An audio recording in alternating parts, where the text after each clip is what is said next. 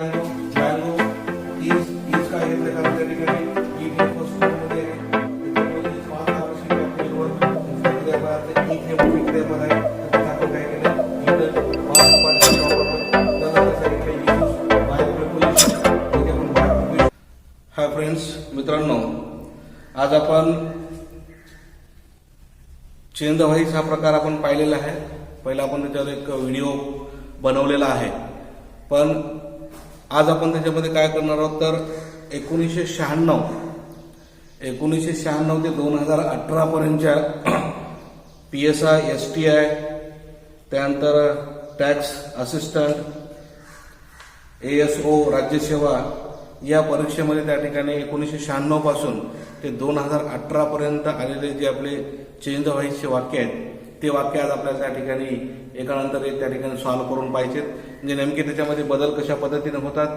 जर आपल्याला change the व्हॉइसचा video पाहिजे तर डिस्क्रिप्शनमध्ये मी त्या ठिकाणी व्हिडिओची लिंक पाठवलेली आहे. वाटलं तर त्या ठिकाणी अगोदर ते पाहून घेऊन त्याच्यानंतर हे वाक्य आपल्याला त्या ठिकाणी करता येतात. तरी इन शॉर्टमध्ये 2 ते 3 मिनिटांमध्ये तुम्हाला चेंज द व्हॉइस हे कशा प्रकारचं आहे ते आपण त्या ठिकाणी पाहू. वाईज ज्याला आपण मराठीमध्ये प्रयोग असं म्हणतो, त्या प्रयोगामध्ये त्या ठिकाणी आपल्याला 2 प्रयोग पाहता ऍक्टिव्ह व्हॉइस इन शॉर्टमध्ये सांगितलं त्या ठिकाणी स्टार्ट विथ सब्जेक्ट. म्हणजे ज्या वाक्याची सुरुवात ही त्या ठिकाणी सब्जेक्टनं झालेली असते किंवा सब्जेक्ट हा त्या ठिकाणी इम्पॉर्टंट महत्वाचा असतो त्याला आपण ऍक्टिव्ह व्हॉइस म्हणतो. आपले जे टेन्सचे जे 9 प्रकार आहेत, साधा वर्तमान काळ, चालू वर्तमान काळ आणि पूर्ण वर्तमान काळ, तेच भूतकाळ, तेच भविष्यकाळ, म्हणजे असे 9 प्रकार त्या ठिकाणी as a example of the active व्हॉइसची आपल्याला ऍक्टिव्ह व्हॉइसची उदाहरणं असलेली आपल्याला दिसून येतात. म्हणून त्या ठिकाणी क्रिया कर्त्यानं सुरुवात होणाऱ्या वाक्याला आपण त्या ठिकाणी ऍक्टिव्ह व्हॉइस म्हणून किंवा इम्पॉर्टंट हा कर्ता असतो म्हणून त्याला ऍक्टिव्ह व्हॉइस म्हणतात. पॅसिव्ह व्हॉइस आपण जर त्या ठिकाणी पाहिलं तर पॅसिव्ह व्हॉइसची सुरुवात ही आपण कर्मानं करत असतो. म्हणून त्या ठिकाणी स्टार्ट विथ ऑब्जेक्ट म्हणजे कर्माने ज्या वाक्याची सुरुवात झालेली असते त्या वाक्याला आपण पॅसिव्ह व्हॉइस असं म्हणतो. हे देखील आपल्याला त्या ठिकाणी इन शॉर्टमध्ये आपल्याला पाहता येईल. आता आपण अतिशय थोड्या वेळामध्ये त्या ठिकाणी हे पाहू. तर आपण जर आपण ऍक्टिव्ह व्हॉइसची जर रचना पाहिली तर ऍक्टिव्ह व्हॉइसची रचना ही सब्जेक्ट, ऍक्टिव्ह व्हॉइसची रचना ही त्या ठिकाणी subject plus verb plus object, म्हणजे अशा स्वरूपाची रचना ही आपल्याला कशाची दिसून येते की ऍक्टिव्ह व्हॉइसची रचना त्या ठिकाणी आपल्याला दिसून येते. आता ऍक्टिव्ह व्हॉइसची रचना आपल्याला महत्वाचं त्या ठिकाणी ऍक्टिव्ह व्हॉइसमध्ये तसे तर सर्वच महत्वाचे आहेत. कर्ताही महत्वाचं आहे, क्रियापद महत्वाचं आहे आणि कर्म देखील महत्वाचं आहे. पण आपण जास्तीत जास्त फोकस करत असताना आपल्याला हे क्रियापद हे महत्वाचं आहे. हे क्रियापद कशासाठी महत्वाचं आहे कारण ह्याच्यावरच त्या ठिकाणी आपल्याला बाकी चेंजेस त्या ठिकाणी दिसून जातात. मग हे क्रियापद काय असेल, एक तर त्या ठिकाणी पहिल्या फॉर्ममध्ये असेल फर्स्ट फॉर्म, जे ऍक्टिव्ह व्हॉइसचं वाक्य असेल त्या ठिकाणी फर्स्ट फॉर्म म्हणजे सिंपल प्रेझेंट टेन्स मध्ये. त्यानंतर सेकंड फॉर्म, त्यानंतर थर्ड फॉर्म आणि त्यात आपल्याला फोर्थ फॉर्म त्या ठिकाणी करता येईल. फोर्थ फॉर्म त्या ठिकाणी म्हणजे ING. ओके, फर्स्ट फॉर्म मध्ये त्या ठिकाणी एस किंवा ES लागलेला असेल, सेकंड फॉर्म मध्ये त्या ठिकाणी V2 असेल आणि थर्ड फॉर्म मध्ये त्या ठिकाणी पास्ट पार्टिसिपल जे आपण म्हणतो ते पास्ट पार्टिसिपल आपल्याला आपल्याला दिसून येईल, ज्याला की आपण त्या ठिकाणी V3 अशा स्वरूपाचं त्या ठिकाणी आपण म्हणत असतो. आणि या ठिकाणी V+1 ING अशा स्वरूपाची रचना असलेली आपल्याला दिसून येते. हे लक्षात आलं का, सब्जेक्ट, वर्ब आणि ऑब्जेक्ट. ओके, त्यानुसार त्या ठिकाणी आपण काय केलं, हे ऍक्टिव्ह व्हॉइस मध्ये आपल्याला हे 4 प्रकारे क्रियापद हे विचारलं जातं. एक तर पहिल्या फॉर्म मध्ये असेल एस किंवा ES लागलेला असेल किंवा V1 क्रियापदाचं पहिलं रूप असेल. सेकंड फॉर्म मध्ये त्या ठिकाणी V2 दुसरं रूप असेल. थर्ड फॉर्म असेल म्हणजे त्या ठिकाणी पास्ट पार्टिसिपल जे की आपण present perfect tense, past perfect आणि फ्युचर परफेक्ट. आणि हे ING म्हणजे कंटिन्युअस टेन्स इथे त्या ठिकाणी त्या पद्धतीने वापरला जातो. आता ह्या पद्धतीने आपल्याला हे लक्षात आलं का, तर ऍक्टिव्ह व्हॉइस मध्ये अशा पद्धतीने क्रियापद हे पहिलं, दुसरं, तिसरं आणि चौथ्या रूपामध्ये त्या ठिकाणी कन्स्ट्रक्शन आलेलं आपल्याला दिसून येतं. मग त्या ठिकाणी फर्स्ट फॉर्म असेल, सेकंड फॉर्म असेल तर आपण त्याच्यामध्ये बदल काय करायचं थोडंसं आपण एक थोडंसं डिटेलमध्ये पाहू. त्या ठिकाणी समजा हे त्याचा चार्ट बनवू आपण या ठिकाणी. First,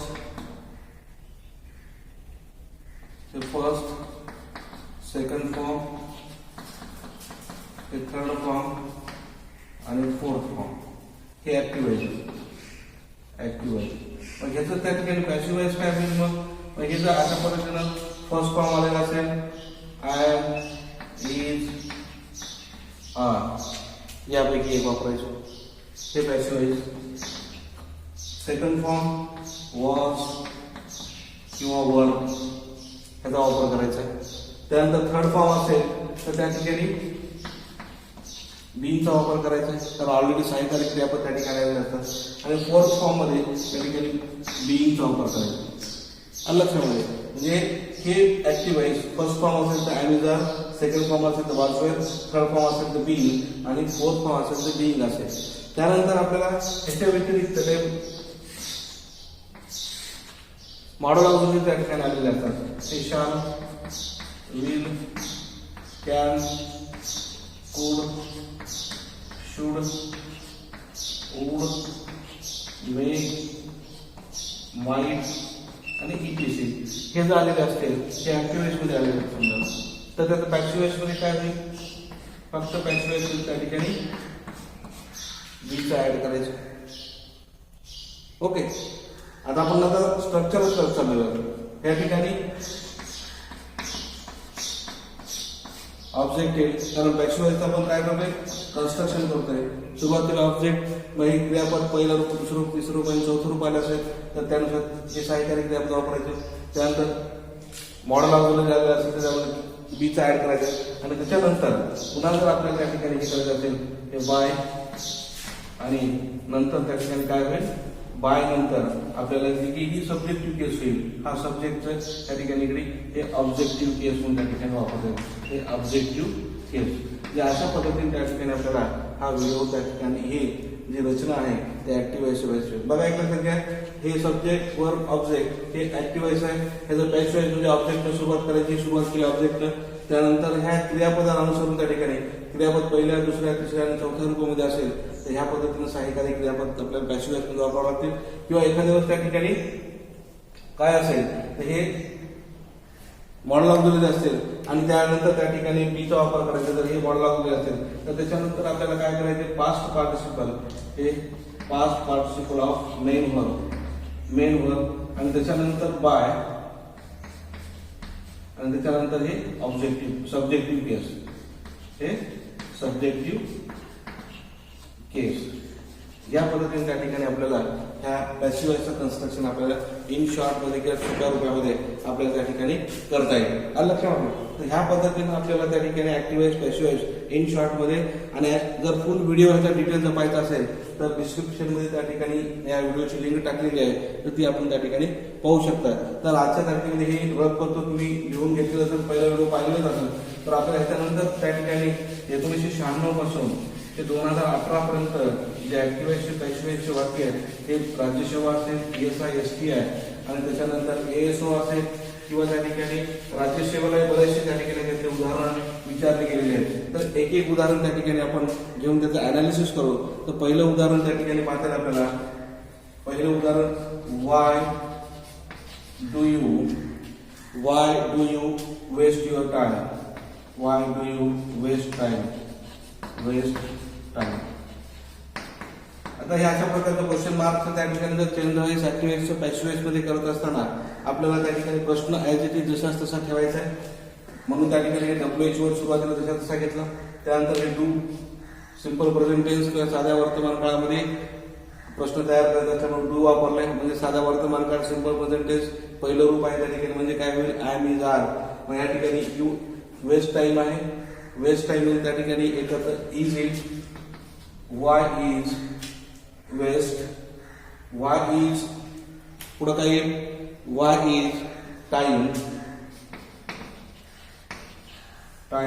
wasted by you. लक्षामध्ये त्याच्यातला टाइम जो आहे हा टाइम आहे त्या ठिकाणी हा ऑब्जेक्ट आहे ओके आणि हा करता आहे. पण वाय इज कसं घेतलं सिंपल प्रेझेंट टेन्स असल्यामुळे त्या ठिकाणी इज घेतलं. हे टाइम ऑब्जेक्ट आला हे वेस्ट क्रियापद आहे वेस्टेड बाय कोणी केलेलं आहे यू बाय इव्हन शेवटी क्वेश्चन मार्क. म्हणजे आहे तिथे आपल्याला त्या ठिकाणी चेंज व्हायचं वाक्य करत असताना प्रश्नार्थक वाक्य झालेलं असेल तर त्याची त्या ठिकाणी रचना ही सेम पद्धतीने आपल्याला करावी लागेल. सेकंड वाक्य पाहू आपण. Who has broken this table. Who has broken this table. Who has broken this table question mark.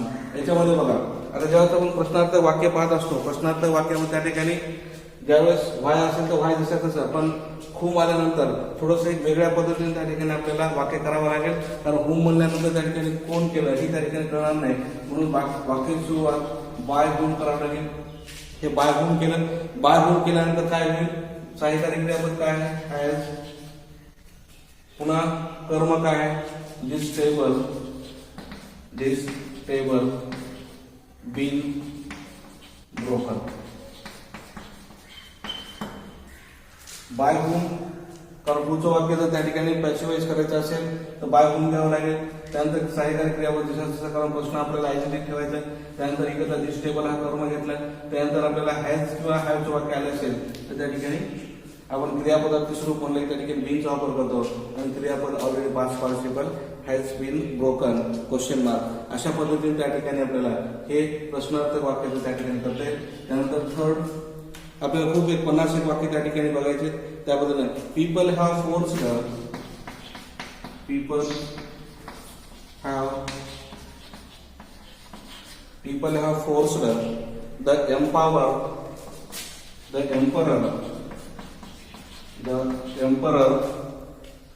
emperor to leave the country.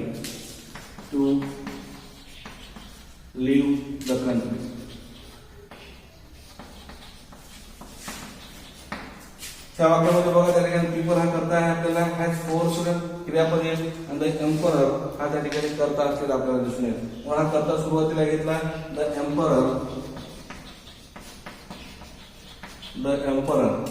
काळ कोणता आहे प्रेझेंट परफेक्ट आहे हॅज आहे त्याच्यामुळे हॅज बीन फोर्स्ड. आता एक लक्षात घ्या the emperor to leave the country हा सुरुवातीला घेतला आला असता आपण अर्थाच्या दृष्टिकोनातून जर त्या ठिकाणी घेतलं हॅज बीन फोर्स्ड कशासाठी केलेलं आहे त्या ठिकाणी to leave the country by people. लक्षामध्ये हा आपण ऑब्जेक्ट त्या ठिकाणी सुरुवातीला घेतला. वाक्य त्या ठिकाणी प्रेझेंट परफेक्ट मध्ये आहे म्हणून त्या ठिकाणी हॅज बीन घेतलं. हॅज बीन फोर्स्ड म्हणजे काय दबाव कशावर आणला कशासाठी टू लिव्ह द कंट्री देश सोडण्यासाठी आणि कोण केलं तर त्या ठिकाणी बाय पीपल. अशा पद्धतीने त्या ठिकाणी हे करता येईल कारण हे देखील त्याला जोडून देखील केलं emperor to leave the country has been forced by the people याही पद्धतीने त्या ठिकाणी करता येतं. हे टू लिव्ह द कंट्री हे सुरुवातीला त्या ठिकाणी एम्परर सोबत देखील आपल्याला घेता येतं. त्यानंतर आपण दुसरे वाक्य बघू की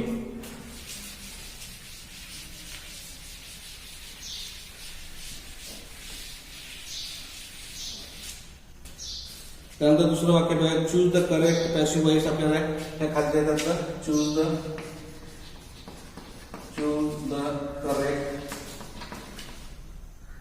करेक्ट पॅसिव्ह वॉइस.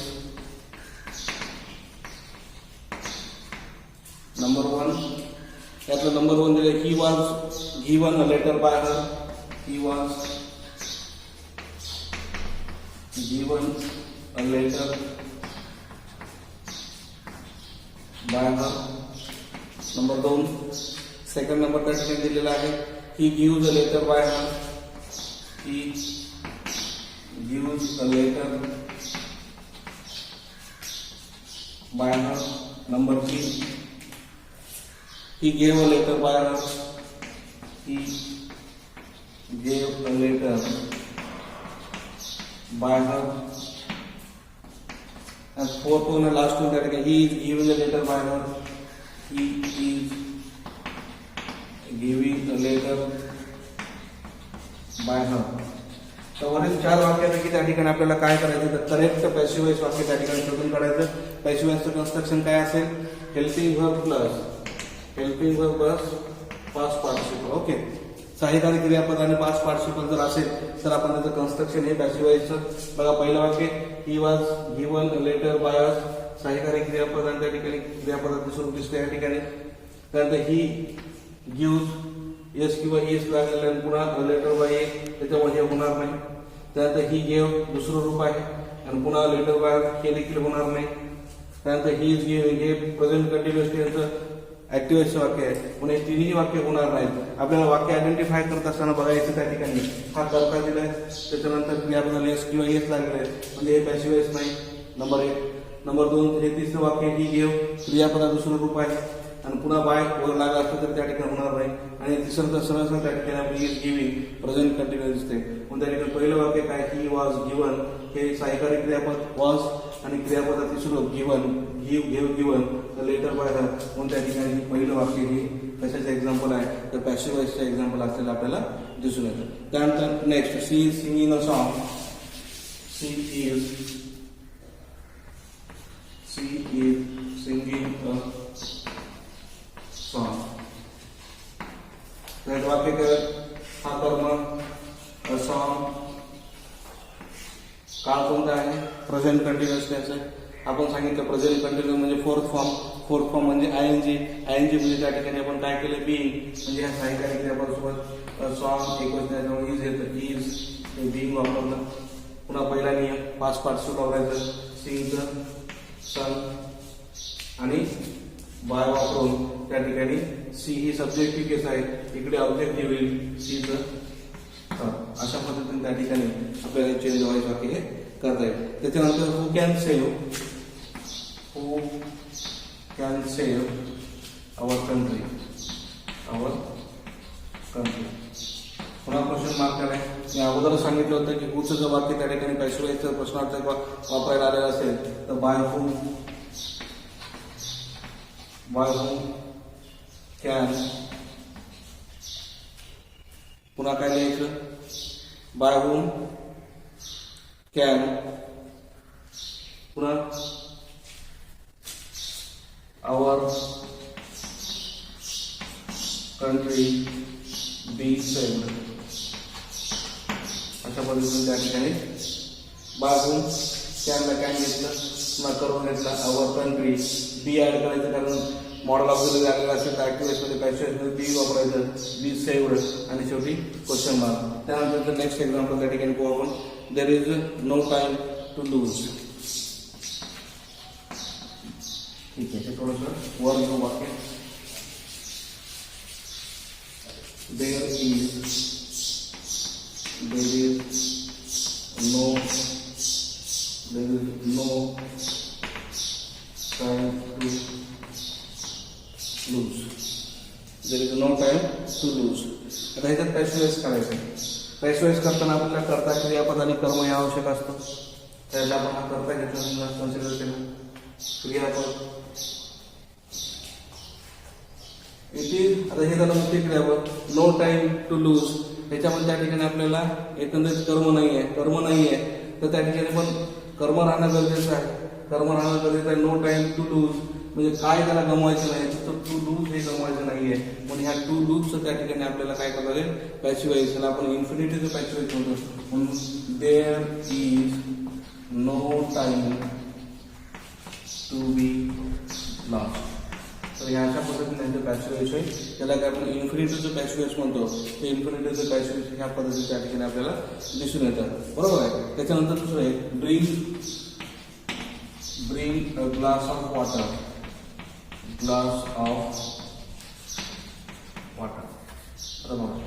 हे दिलेलं वाक्य ब्रिंग इम्परेटिव्ह सेंटेन्स आहे. आज्ञार्थी वाक्य म्हणतो. आज्ञार्थी वाक्य म्हणजे मुख्य क्रियापदाला सुरुवात झालेलं आहे. आज्ञार्थी वाक्य आपल्याला 3 पद्धतीने वाक्य करता येतं. आपण जर समजा वाक्य कन्सिडर केलं request you are requested, order consider केलं यू आर ऑर्डर, आणि जर साध्या पद्धतीने आपण केलं तर त्यावेळेस काय करायचं लक्षात घ्यायचं. This is the verb main verb a glass of water हा ऑब्जेक्ट आहे. म्हणून त्या वाक्याने ज्यावेळेस इम्परेटिव्ह सेंटेन्स असेल त्याचं पॅसिव्ह वॉइस करत असताना let a glass of water आणि ब्रिंग हा त्या ठिकाणी प्रेझेंट टेन्स वर्तमान काळ दर्शवतो. म्हणून टू बीचे सहाय्यकारी क्रियापद त्या ठिकाणी be brought BROUGH past part. अशा पद्धतीने त्या ठिकाणी हे आपल्याला इम्परेटिव्ह सेंटेन्सचं वाक्य हे त्या ठिकाणी करता येईल. ओके, त्यानंतर दुसरं वाक्य बघा, पुल द रोप. सेम पद्धत, पुल द रोप हे देखील त्या ठिकाणी इम्परेटिव्ह सेंटेन्स आहे. Let the rope be pulled. त्याच पद्धतीने लेट द सुरुवात ऑब्जेक्ट एलबी बी वापरलेला आहे आणि क्रियापदाचं पास्ट पार्टिसिपल. अशा पद्धतीने त्या ठिकाणी हे एक वाक्य आहे. आणि दुसरं एक वाक्य हो, समॉन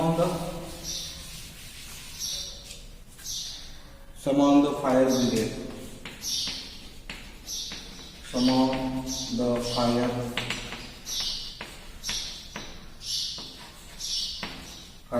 ब्रिगेड.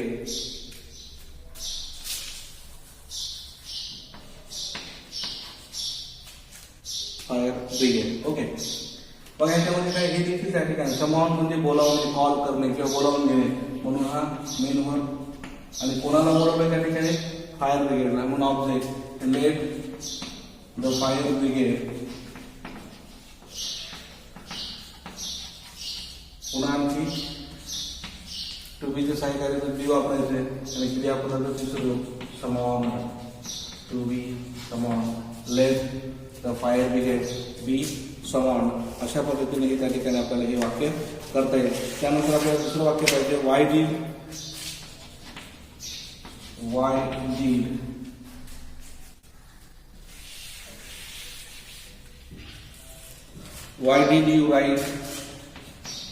you write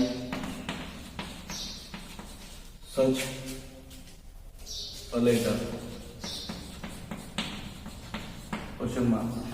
बघा प्रश्नार्थ, वाय प्रश्न, काळ कोणता आहे, डीड म्हणल्यानंतर त्या ठिकाणी सिंपल पास्ट म्हणल्यानंतर क्रियापद दुसरं म्हणल्यानंतर वाज किंवा वर. इथे त्या ठिकाणी करता आपला काय, लेटर जे म्हणलं तर त्या ठिकाणी साधा आहे, वाय वॉज. पुन्हा त्या वाक्यातला कर्म कोणता आहे, सच लेटर आहे, why was such a letter.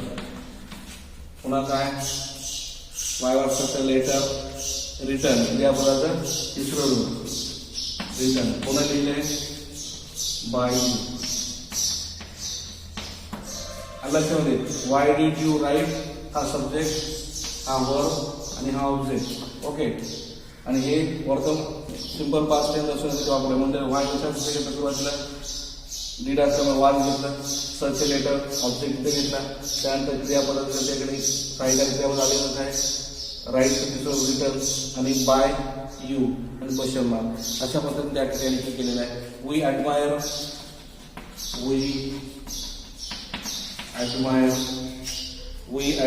The brave. We admire the brave. Subject verb object the brave. Admire वर्तमान काळ सिंपल प्रेझेंट पहिल्या रूपात आहे, म्हणून त्या ठिकाणी इज. ॲडमायर क्रियापद past participle admire by which objective case. हा, त्यानंतर आपण हे दुसरे वाक्य बघणार, don't make a noise in the class. हे दिलेलं वाक्य आपल्याला त्या ठिकाणी काय आहे,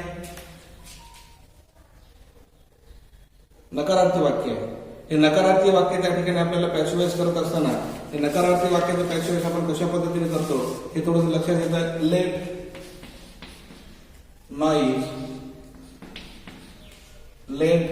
noise be not sent, be not made in the class, be not made in the class, made in the class.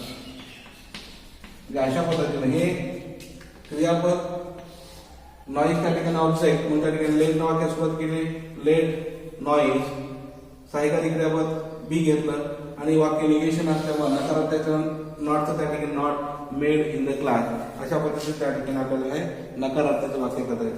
आता हे खालचे वाक्य त्याच पद्धतीने आहे, पण लक्षात घ्या ठिकाणी हे नकारार्थी ही विस्पर क्रियापद, पण ह्याच्यानंतर त्या ठिकाणी ऑब्जेक्ट नाहीये. ऑब्जेक्ट आहे का, ऑब्जेक्ट नाहीये. मग ऑब्जेक्ट नाही तर पण त्या ठिकाणी काय करावं लागेल, don't whisper in my class.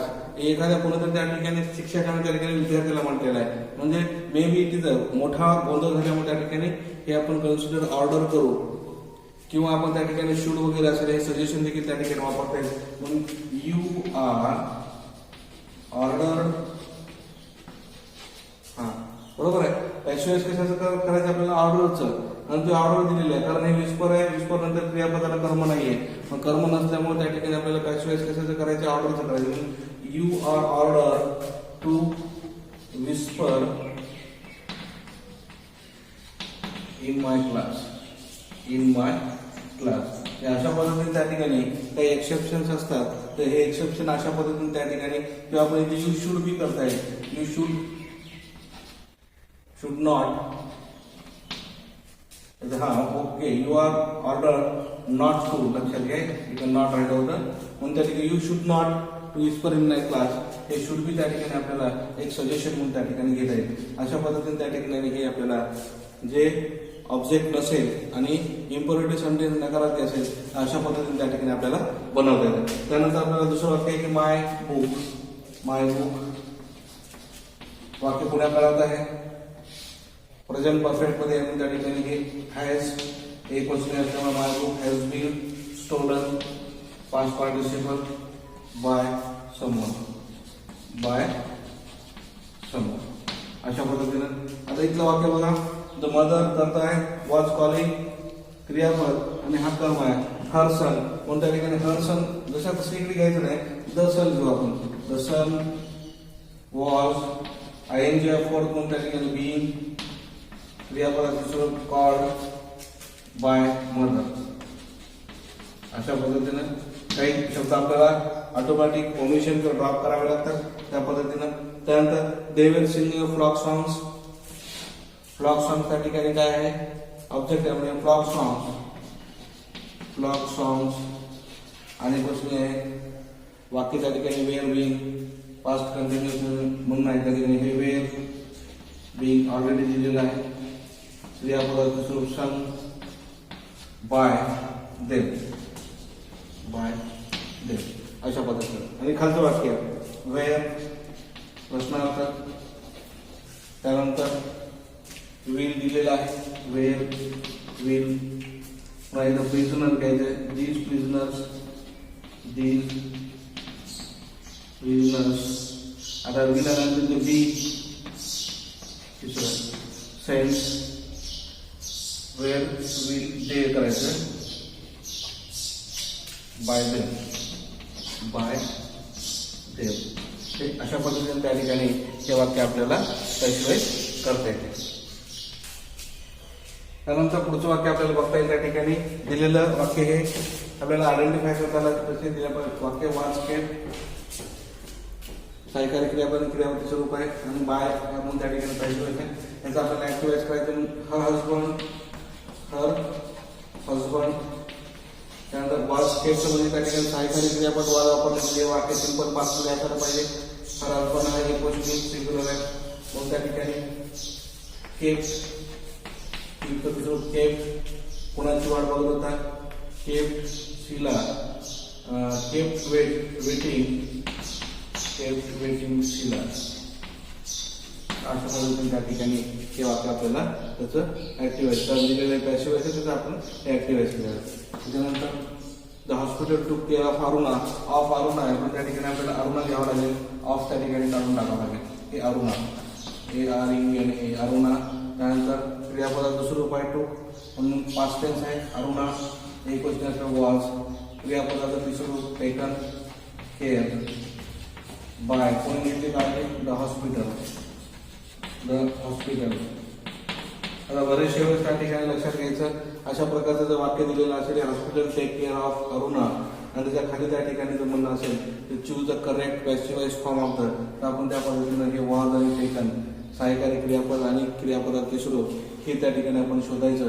हे शोधलं की त्या ठिकाणी आपल्याला लक्षात येईल की हे आपला पर्याय बरोबर आहे. म्हणून हे मी याला पर्याय त्या ठिकाणी देत नाहीये, सरळ ते वाक्य त्या पद्धतीने आपल्याला ऍक्टिव्हाइज पॅसिव्हाइज करून दाखवत आहे. पण ज्यावेळेस आपण शोधतो त्यावेळेस त्या ठिकाणी ह्या वाक्याचं त्या ठिकाणी पॅसिव्हाइज शोधायचं असेल तर काय करावं, हे टूक मध्ये त्या ठिकाणी सिंपल पास्ट म्हणलं की वाच किंवा वेळ हे सहाय्यकारी क्रियापद असेल पण त्या ठिकाणी वाच लिहिलेला आहे आणि त्या ठिकाणी क्रियापदाचे स्वरूप अशा पद्धतीने त्या ठिकाणी आपण त्याला फाइंड आउट करायचं, शोधून काढायचं. त्यानंतर हे प्रश्नार्थ चिन्ह, हे प्रश्नार्थ चिन्हाचं त्या ठिकाणी ऍक्टिव्हाइज पॅसिव्हाइज करायचं.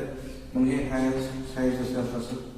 त्याच्यानंतर काय केले, हा कर्ता आहे, हे क्रियापद आहे, पुन्हा हा कर्म आहे, त्यानंतर पुन्हा हा कर्म आहे.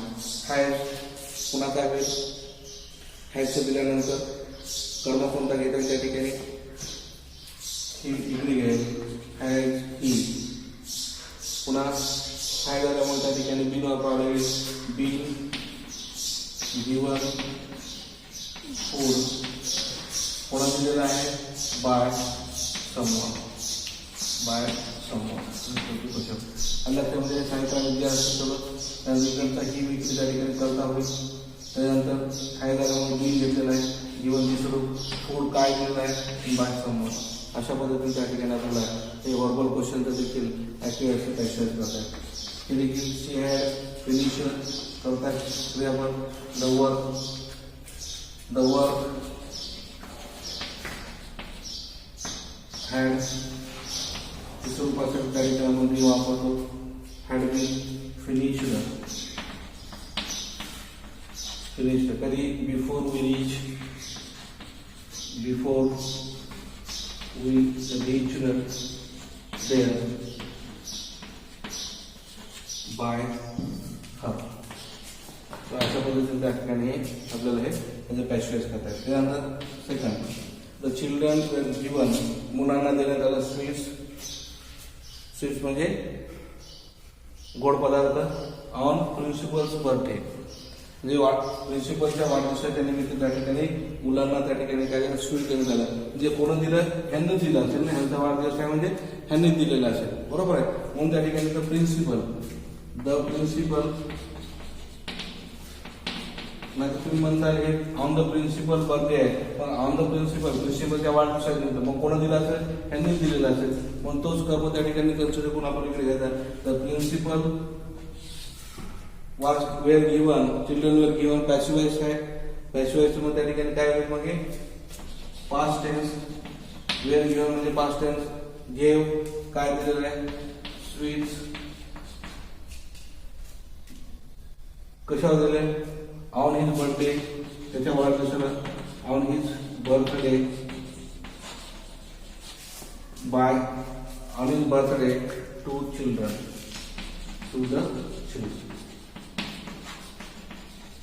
अशा पद्धतीने त्या ठिकाणी त्याचं पॅसेज. आणि शेवटचं दे हा सब्जेक्ट, ऑफर्ड हे क्रियापद, त्यानंतर माय फ्रेंड हा एक कर्म आहे आणि द कॅप्टन्सी हा एक कर्म आहे. दोन कर्म आहेत, दोन्हीपैकी कुठलेही कर्म घेऊन त्या ठिकाणी केलं तर त्या ठिकाणी द कॅप्टन्सी